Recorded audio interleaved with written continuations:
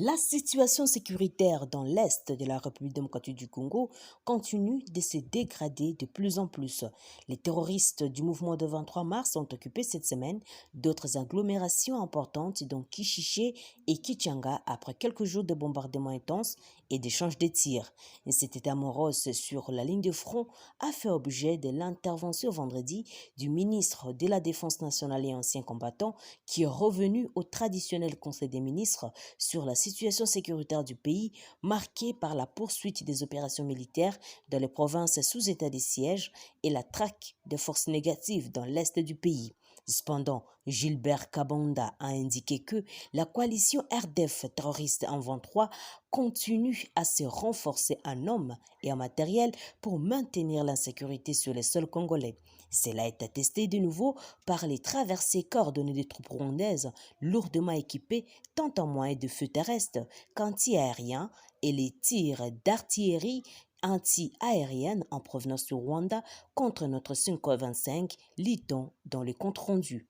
Dans la même foulée, les ministres de la Défense nationale et anciens combattants apportés à la connaissance de la prise de la cité de Kichanga par la coalition RDF en 23.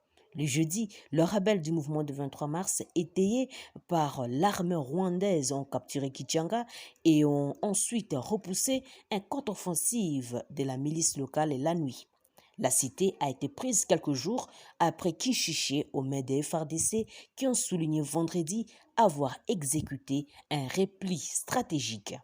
Les mouvements du 23 mars semblent avancer vers l'axe de Massissi dans une manœuvre de flanc avec les principaux objectifs d'assiéger et de cibler la ville de Goma. Par ailleurs, l'armée a alerté les samedis sur la présence dans les territoires de Massissi d'un corps expéditionnaire de forces spéciales de l'armée rwandaise RDF chargé de commettre un autre massacre ciblé contre les Congolais d'origine rwandaise. L'armée a affirmé avoir de faits probants et des renseignements précis attestant que le Rwanda prépare un autre pogrom visant les Tutsis congolais. La page sécuritaire continue au territoire national. Un accrochage a opposé samedi les militaires rwandais à la police congolaise sur une petite île du lac Kivu dans l'est de la République démocratique du Congo, provoquant un mouvement de panique sur fond de vives tensions entre Kigali et Kinshasa, ont indiqué dimanche des sources locales congolaises. En fin de journée, les agents de la police lacustre congolaise stationnés sur l'île d'Ibinja, dans le sud du lac, qui s'étire sur la frontière congolo-rwandaise, ont vu 3 canots rapides transportant des militaires rwandais armés s'approcher de leur position. Dans le village de Chivumu, a expliqué sous couvert d'anonymat un militaire de la force navale de Bukavu, le chef-lieu du site Kivu, situé à environ 25 km au sud d'Ibinja. Un policier congolais est allé demander aux militaires rwandais pourquoi il s'est trouvé du côté congolais de la frontière. Il y a eu une discussion, les tons émoutés et des échanges de tirs ont suivi, ajoute cette source. Les tirs ont teinté les maisons d'habitation et provoqué la panique dans les villages. Certaines familles ont quitté l'île pour se réfugier sur la rive du lac au niveau des Birava, affirme Jackson Kalimba, qui est l'acteur de la société civile locale.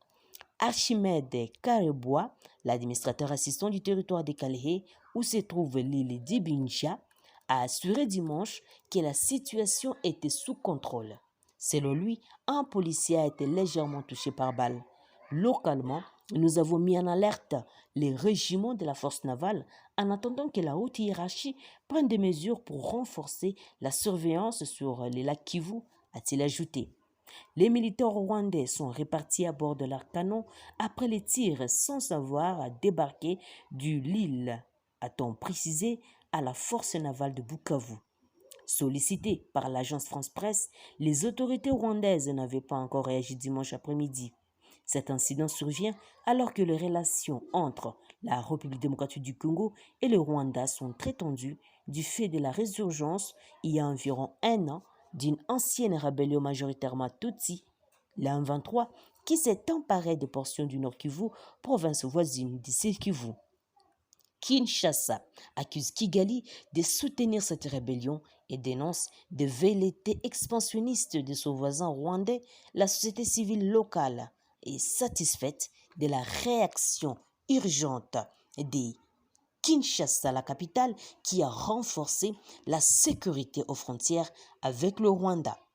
Malamiro a dit, je cite, nous disons merci au ministre national de la Défense qui a décidé de renforcer la sécurité sur nos frontières.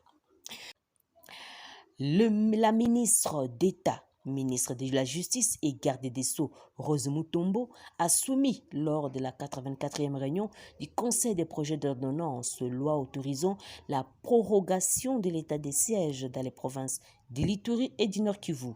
À la suite de son adoption, rapporte le compte-rendu de la réunion tenue le vendredi 27 janvier 2023, cette nouvelle prorogation de 15 jours va entrer en vigueur à partir du 1er février de l'année en cours. D'après le gouvernement, cette décision permettra aux forces armées de consolider les acquis des opérations intérieures et de poursuivre les actions en vue de restaurer la paix et la sécurité dans la partie est de la République démocratique du Congo. Cette nouvelle prorogation de l'état de siège intervient encore dans un contexte de tensions entre Kinshasa et Kigali. Kinshasa accuse le régime de Kigali de soutenir les rebelles du mouvement de 23 mars à la base de l'insécurité dans la partie est de la RD Congo, allégation que Kigali rejette en bloc, considérant les conflits avec l'M23 une affaire congolaise. Dans le même registre, il est constaté ces dernières semaines sur le terrain au Nord Kivu, tout comme en Ituri, l'accentuation des attaques des ADF contre les populations civiles, mais aussi les attaques de la milice Codeco. Des notables et élus de ce coin du pays entendent toujours la convocation de la table ronde censée tabler sur l'avenir de cette mesure d'exception qui pour eux doit être levée au regard de son bilan mitigé. Les députés nationaux et sénateurs sont en vacances parlementaires. À la suite de l'adoption du projet de loi d'habilitation, le gouvernement agit à conséquence. Restons toujours dans la province du Nord Kivu. Une menace terroriste pèse sur la ville de Goma depuis l'avancée sur le front des rebelles du mouvement de 23 mars dans les territoires sous leur occupation. L'alerte a été faite par le maire de la ville de Goma qui, dans un communiqué rendu public ce samedi 28 janvier, a annoncé des fouilles systématiques dans les milieux et espaces publics.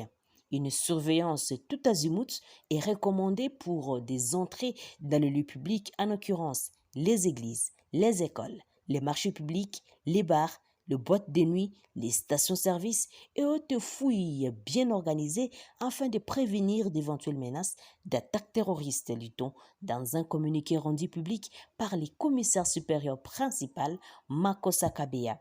Et ces mesures ont été prises dans l'objectif de lutter contre toute éventuelle attaque. Nous sommes arrivés pratiquement à la fin de notre édition de ce jour.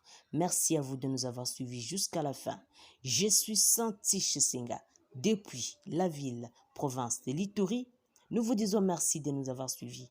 Et n'oubliez pas d'activer la petite cloche et aussi de nous laisser vos commentaires pour que nous puissions encore vous informer et toujours à temps réel.